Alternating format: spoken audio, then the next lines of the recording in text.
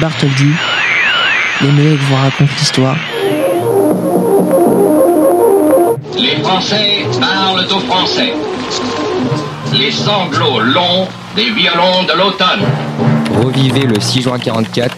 Blesse mon cœur d'une langueur monotone. Comme si vous y étiez.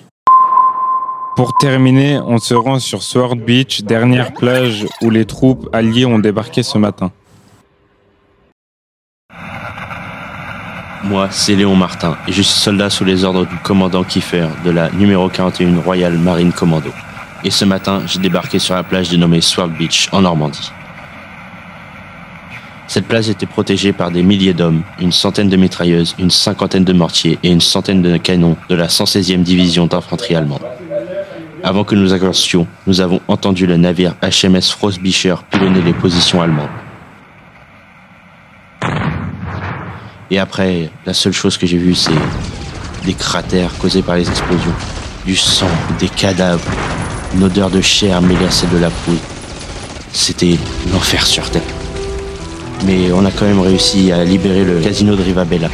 C'était une véritable place forte. Après ça, on a continué. Notre objectif, c'était d'atteindre le Pegasus Bridge. Juste après 13h, nous avons fait la jonction avec les paras, les fameux Airborne de la 6e division aéroportée britannique. On a libéré une maison. Son nom m'a marqué. C'était le Café Gondry. J'ai appris après par radio que nous avions libéré la première maison de France. Demain, on continuera d'avancer dans les villes et les petits villages aux alentours. Hé Léon, c'est à mon tour de monter la garde. Va te reposer un peu. Ok, je vais essayer de piquer un somme. Tu parlais tout seul? Non, je viens juste d'essayer de parler à la radio. Mais je sais pas si on m'a entendu. De toute façon, on est tous trop occupés avec les Allemands qui rôdent encore dans le coin. J'ai peut-être parlé dans le vide, mais après tout ça, ça fait du bien de vider son sac. Bon, je vais me reposer. On reprendra la route demain matin à la première heure. Oui, mais pour le moment, va te coucher. Hé, t'as oublié d'éteindre la radio? Ah oui, merde.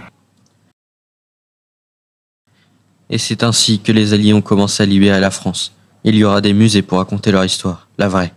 La fiction que nous avons écrite est notre façon de rendre hommage à tous ces soldats qui sont morts durant la guerre. Pour que nous vivions dans un monde libre, nous tenons ici à les remercier et à honorer leur mémoire et leur sacrifice.